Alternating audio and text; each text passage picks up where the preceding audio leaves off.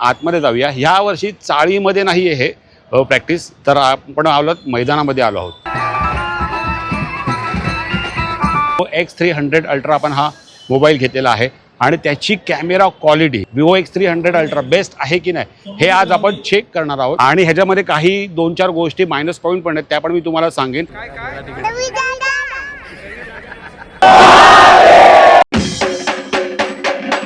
आजचा थोडासा व्लॉग आहे ना वेगळा आहे आणि ना तुम्हाला ती गोष्ट बघायला खूप आवडणार आहे।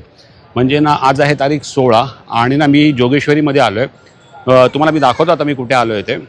तर आज तारीख आहे 16 आणि मी आलो आहे आर्यन्स गोविंद पथक। आज त्यांचं सराव शिबिर आहे, म्हणजे इथे आता दहीहंडीची त्यांची प्रॅक्टिस सुरू होणार आहे। तर आपण प्रॅक्टिसचा तर तो ब्लॉग बनवूच। आपण ना एक 15-20 दिवस झालेले आपला कुठला घेतला आहे तर Vivo X300 अल्ट्रा आपण हा मोबाईल घेतलेला आहे आणि त्याची camera quality Vivo X300 ultra best आहे की नाही हे आज आपण चेक करणार आहोत। आणि आपण जेवढं पण सर्व गोष्टी आहेत ना त्या इथे शूट करणार आहे आणि त्या कशाने शूट करणार तर Vivo X300 अल्ट्रावरती, म्हणजे तुम्हाला ना पूर्ण क्वालिटी कळेल की ह्या कॅमेराची क्वालिटी वगैरे कशी आहे ती। आणि ह्याच्यामध्ये काही 2-4 गोष्टी मायनस पॉईंट पण आहेत, त्या पण मी तुम्हाला सांगेन, कारण की मी एवढे दिवस टेस्ट केलं ना तर त्यामुळे त्या मला गोष्टी कळलेल्या आहेत। तर आता काय करूया माहिती काय, आतमध्ये जाऊया। ह्या वर्षी चाळीमध्ये नाही आहे हे प्रॅक्टिस, तर आपण आलो मैदानामध्ये आलो आहोत। तर आता बघा इकडे सगळेजण जमा झाले, जिथे पूजा वगैरे चालू आहे। तुम्हाला घेऊन जातो आतमध्ये आणि आर्यन्स गोविंद पथक विथ Vivo X300 अल्ट्रा 2026 आपण जाऊन बघूया कॅमेरा क्वालिटी कशी आहे ती।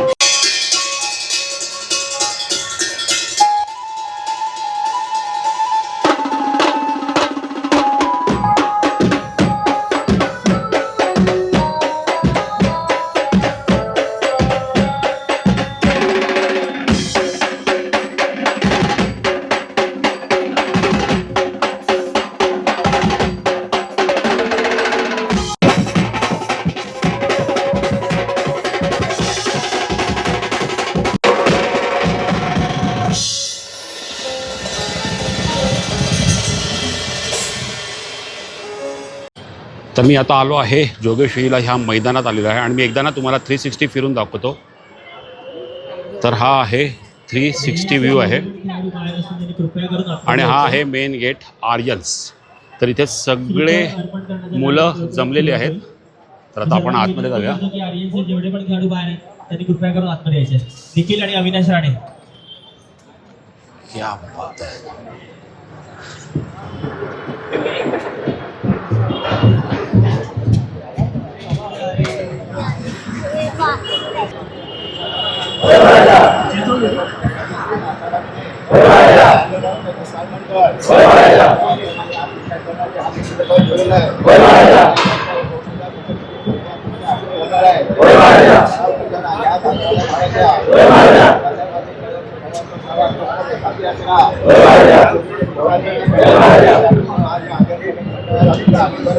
सो मित्रांनो, इथे नारळ वाढवण्याचं काम चालू आहे आणि इथे चालू आहे गाराडं. आणि हा जो तुम्ही ऑडिओ ऐकता ना, हा आहे आपला डीजेचा माईक लावलाय मी, तर त्याच्यावरचा हा ऑडिओ आहे. कारण की ह्याचा इंटरनल ऑडिओ आता एवढा काही येणार नाही, म्हणून मी याला डीजेचा माईक लावलेला आहे.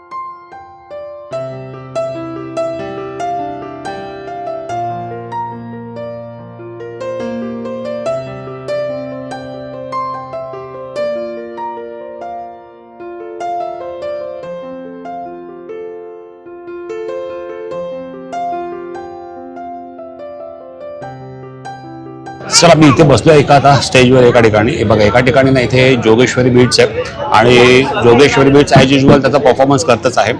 आणि इथे ना आता कसं नारळ वगैरे फोडून वगैरे सर्व झालेलं आहे, पूजा वगैरे झालेली आहे आणि ना स्टेप बाय स्टेप आहे ना थर लागायला सुरुवात होते. तर मी ना मगाशी आहे ना याला मी कनेक्ट केले ना DJIचा जो माईक आहे, तर त्यांनी मी जो ऑडिओ तुम्हाला आला ना तो DJI माईकचा आहे, मिनी माईकचा. तर कारण की कसं ह्याचं ना जर तुम्ही बघतील ना ऑडिओ तर कसं लांब लांब आहे ना, तर त्यामुळे मी याला माईक लावलेला आहे. तर सध्या मी माईक लावतो, पण जेव्हा मी माईक लावणार नाही ना तेव्हा मी तुम्हाला सांगेन की आता मी माईक नाही लावला. तर आता बघा इकडे थर लागायला सुरुवात झाली आहे. बघा म्हणजे मागे बघतात आहे ना, इथे थर लागायला सुरुवात झाली आहे. तर आपण स्टेप बाय स्टेप आहे ना आता ना एक एक थर लागतात आहे ना, तर आपण याने शूट करूया Vivo X300नी.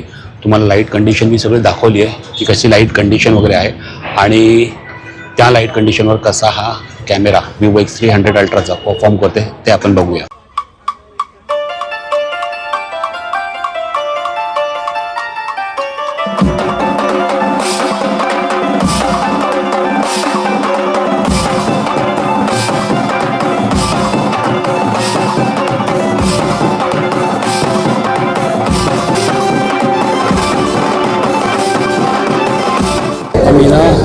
आता मी काय केलं आहे की माईक जो होता ना तो काढून टाकला आहे आणि आता जो ऑडिओ येतो ना तुम्हाला, हा इनबिल्ट जो Vivo X300चा जो फोन आहे ना, तर त्याच्यातूनच हा ऑडिओ येतो आहे.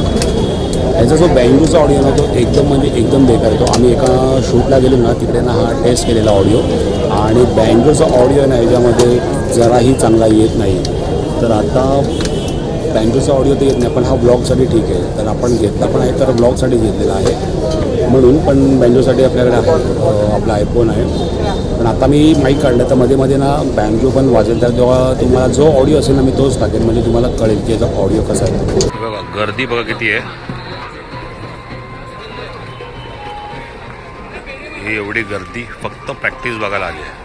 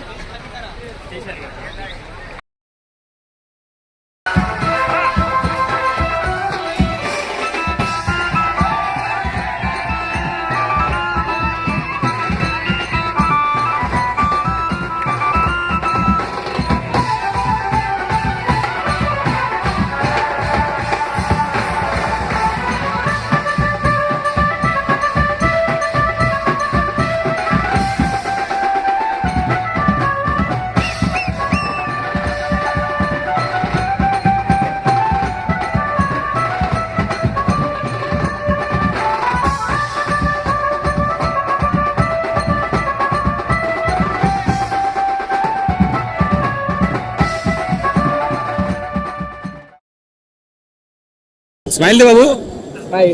हो वाव क्यूट. शोरमा किती खाते सांग. शोरमा किती खाते सांग. शोरमा किती खाते सांग. शोरमा किती खाते सांग. शोरमा खाते हा मग नाही खायचं. शी आहे वरण भात खायचं वरण भात. काय करणार. काका होते पण काका होते पण काका होते पण पहिला तू हात मार मध्ये येणार बोल रविदा. शोरमा खाणार नाही ना. शर्मा खायचा काय खाणार. वरण भात. घेणार नाही बोलली. हा आणि आपण रवीचा फोटो काढू आता. हे बाई फोटो काढ माझा फोटो काढ. हे बघ. हॅलो. हाय बोल. Welcome to my channel. My name is Swarnavi. काय काय तिकडे बोल कसा आहे. बोल कसा दिसतोय. आहे. बोल तू कसा आहेस. चला इथे सराव संपलेला आहे.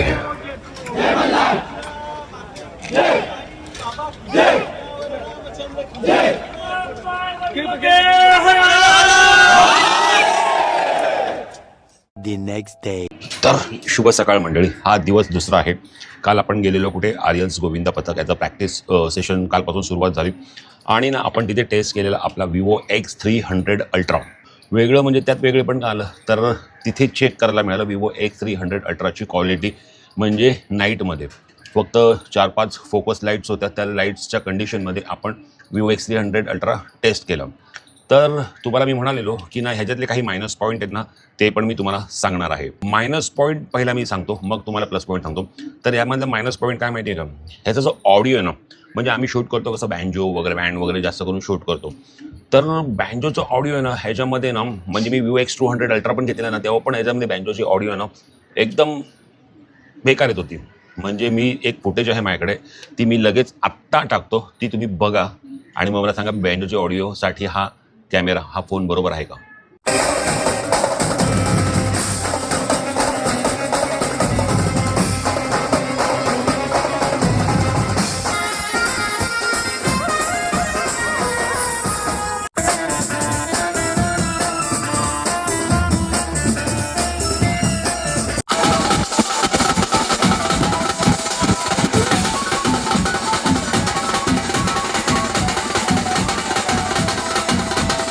बघितली ना तर अशी क्वालिटी होती. विवो X200 पण घेतली ना तेव्हा पण हा सेम परिस्थिती होती असाच ऑडिओ होता.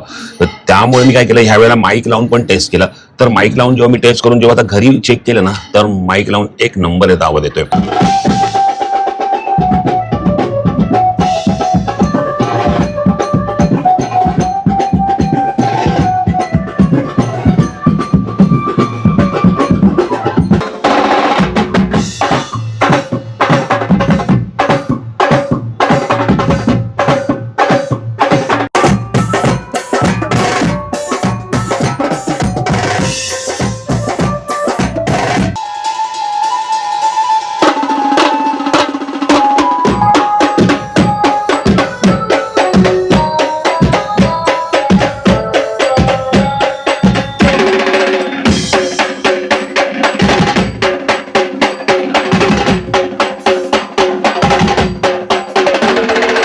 Ultra stabilisation. यातलं अल्ट्रा स्टेबिलायझेशन इतकं पॉवरफुल आहे ना एक नंबर. ते आपण ऑलरेडी टेस्ट सुद्धा केलेला आहे.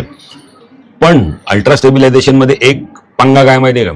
जर तुम्ही समजा 1080 वर शूट करता आणि नंतर तुम्ही समजा कधी 4K वर शूट करता, तर तुम्हाला ना दर वेळेला ना अल्ट्रा स्टेबिलायझेशन ऑन आहे की नाही हे तुम्हाला बघावं लागतं. हे माझ्यासोबत झालंय.